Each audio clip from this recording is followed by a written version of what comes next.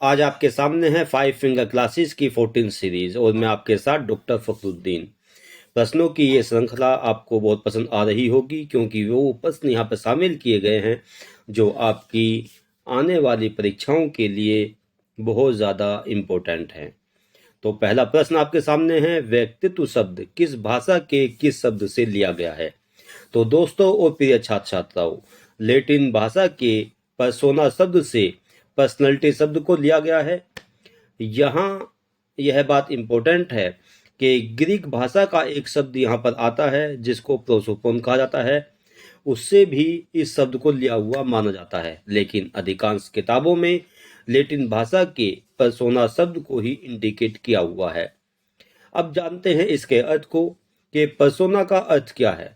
तो दोस्तों और प्रिय छात्र छात्राओं, पर्सोना का अर्थ है नकाब, मुखौटा या मास्क। और यह प्रश्न अक्सर डीएलएड और बीएड की परीक्षाओं में पूछा जाता है, तो इसको बहुत ध्यान सुन लें कि ये शब्द लैटिन भाषा के पर्सोना से लिया गया है जिसका अर्थ है नकाब, मुखौटा या मास्क। बढ़ते हैं अगले प्रश्न की तरफ, जहां पर आपके सामने है कि जीन पियाजे ने संज्ञानात्मक विकास की अवस्थाओं को कितने भागों में बांटा? तो जीन पियाजे ने, जो कि स्विट्जरलैंड के मनोवैज्ञानिक थे, संज्ञानवादी थे, उन्होंने संज्ञानात्मक विकास की अवस्थाओं को 4 भागों में विभाजित किया है। पहला भाग है सेंसरी मोटर स्टेज, दूसरा है प्री ऑपरेशनल स्टेज, तीसरा है कॉन्क्रीट ऑपरेशनल स्टेज और चौथा है फॉर्मल ऑपरेशन स्टेज। अगले प्रश्न की तरफ बढ़ते हैं, पेस्टोलॉजी ने किस विधि का प्रतिपादन किया था? तो पेस्टोलॉजी जो शिक्षा मनोविज्ञान और साथ साथ शिक्षा दर्शन में एक महत्वपूर्ण शिक्षा शास्त्री के रूप में हमारे सामने आते हैं, जो कि स्विट्जरलैंड के शिक्षा शास्त्री रहे हैं और उन्होंने शिक्षा की एक बहुत महत्वपूर्ण परिभाषा दी जो मुझे यहाँ पे याद आ रही है। आपको बताता चलूँ कि education is the natural, progressive and harmonious development of all the powers and faculties of the human being. ये बहुत महत्वपूर्ण परिभाषा है जो पेस्टोलॉजी के द्वारा दी गई है, लेकिन प्रश्न में आपसे पूछ रहे हैं कि पेस्टोलॉजी ने किस विधि का प्रतिपादन किया था? तो पेस्टोलॉजी ने आंग स्वांग विधि का प्रतिपादन किया था। अगले प्रश्न की तरफ बढ़ते हैं, कैटल के मनोवैज्ञानिक परीक्षण का नाम बताइए। कैटल जो कि अमेरिका के मनोवैज्ञानिक हैं, उन्होंने एक परीक्षण बनाया जो अपने समय में बहुत ज़्यादा प्रसिद्ध हुआ। इसका नाम है 16 व्यक्तित्व कारक प्रश्नावली, जिसको शॉर्ट में 16 PFQ कहा जाता है।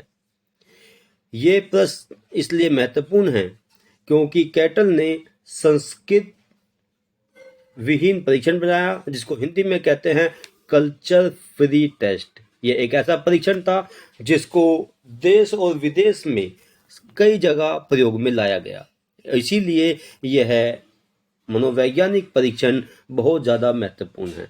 अगले प्रश्न की तरफ बढ़ते हैं, फ्रोबेल एवं मोंटेसरी की विधि का एक प्रमुख अंतर बताइए। बहुत बहुत महत्वपूर्ण प्रश्न कि फ्रोबेल एवं मोंटेसरी की विधि का एक प्रमुख अंतर बताइए। तो फ्रोबेल, जैसा कि आप जानते हैं, उन्होंने किंडरगार्टन मेथड का प्रतिपादन किया और मैडम मारिया मोंटेसरी ने मोंटेसरी मेथड का प्रतिपादन किया।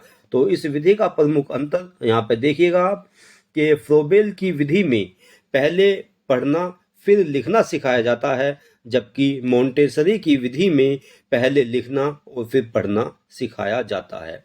अगले प्रश्न की तरफ को बढ़ते हैं कि प्रश्नोत्तर विधि का प्रतिपादन किसने किया?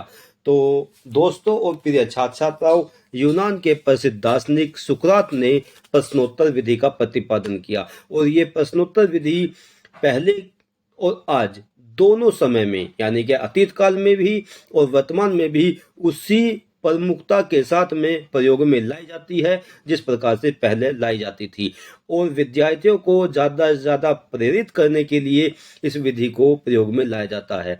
शिक्षण के क्षेत्र में जब हम विद्यार्थी की सहभागिता प्राप्त करते हैं तो उससे सबसे ज़्यादा प्रश्न पूछे जाते हैं, जिससे वह कक्षा में लगातार मोटिवेटेड रहे, सक्रिय बना रहे और उसके अंदर जिज्ञासु प्रवृत्ति उत्पन्न हो। तो यहाँ पर प्रश्नोत्तर विधि का जो प्रतिपादन किया वो सुकरात ने किया, जो कि यूनान के दार्शनिक थे।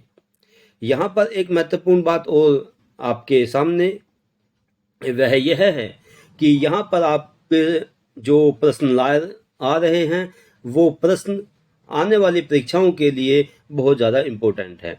तो मेरे इस चैनल 5 फिंगर क्लासेस को ज़्यादा से ज़्यादा शेयर करें, सब्सक्राइब करें और लाइक करें, जिससे ये प्रश्नावली या प्रश्नों की सूची या आप कह लीजिए क्वेश्चन आंसर मेथड पर आधारित जो ये वीडियो है वो ज़्यादा से ज़्यादा विद्यार्थियों तक पहुंचाई जा सके। अगला प्रश्न देखिए, समान तत्वों का सिद्धांत किसने दिया था? तो समान तत्वों का सिद्धांत, जिसको इंग्लिश में आइडेंटिकल एलिमेंट्स थ्योरी भी कहा जाता है, इसको अमेरिका के मनोवैज्ञानिक एडवर्ड ली थॉर्नडाइक के द्वारा दिया गया। अगला प्रश्न देखिए, NEP 2020 कितने वर्ष बाद अस्तित्व में आई? ये बहुत महत्वपूर्ण प्रश्न कि NEP 2020 कितने वर्ष बाद अस्तित्व में आई, तो ये 34 वर्ष बाद अस्तित्व में आई। इससे पहले 1986 में नई शिक्षा नीति जो कि प्रधानमंत्री राजीव गांधी जी के समय में लाई गई थी। उसके बाद राममूर्ति समिति आई 1990 में, जिसने 1986 की नई शिक्षा नीति की समीक्षा की और समीक्षा के उपरांत 1992 में प्रोग्राम ऑफ एक्शन को अस्तित्व में लाया गया। अगला प्रश्न देखिए, UGC के वर्तमान में चेयरमैन कौन हैं? तो UGC के वर्तमान में जो चेयरमैन हैं वो प्रोफेसर जगदीश कुमार हैं।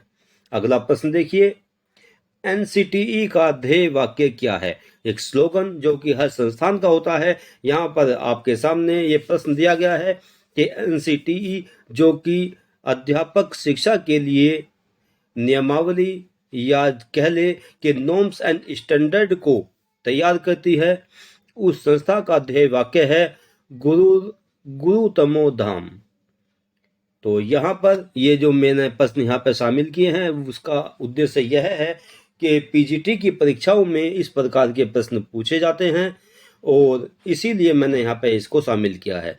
तो मुझे पूरी उम्मीद है कि आप लोग मेरे इस चैनल 5 फिंगर क्लासेस को ज़्यादा से ज़्यादा शेयर करेंगे, लाइक करेंगे और सब्सक्राइब करेंगे। धन्यवाद। जय हिंद, जय भारत।